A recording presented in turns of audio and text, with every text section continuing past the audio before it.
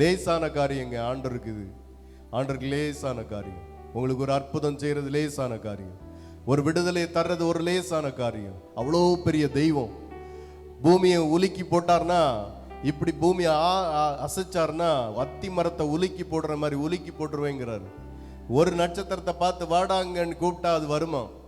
அவ்வளவு பெரிய தெய்வத்துக்கிட்ட நம்ம இருந்து சலண்டர் பண்ணி அவ்வளவு பெரிய தெய்வத்தையாக நம்ம கூப்பிட்டுட்டு இருக்கோம்.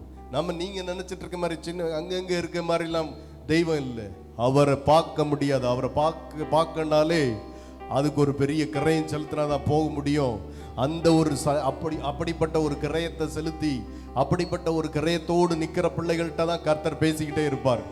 அப்படி இருதயம் திறந்து இருதயத்தின் உள்ள இருந்து இருதயத்தின் ஆழத்திலிருந்து அவர் ஆராதிச்சு பழகின பிள்ளைகளை நிறுத்தவே முடியாது.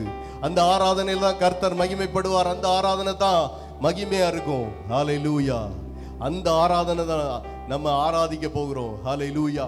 அந்த ஆராதனையை தான் கர்த்தர் கொடுக்க போகிறோம். இருதயத்தின் ஆழத்திலிருந்து நீங்க ஆராய்ச்சி பார்த்தீங்கன்னா ஒரு விடுதலை வரும். இருதயத்தின் ஆழத்திலிருந்து. ஹல்லேலூயா. அப்படிப்பட்ட ஒரு ஆராதனை தான் நம்ம ஆமென் ஆண்டவர் எதிர்பார்க்கிற ஒரு ஆராதனை.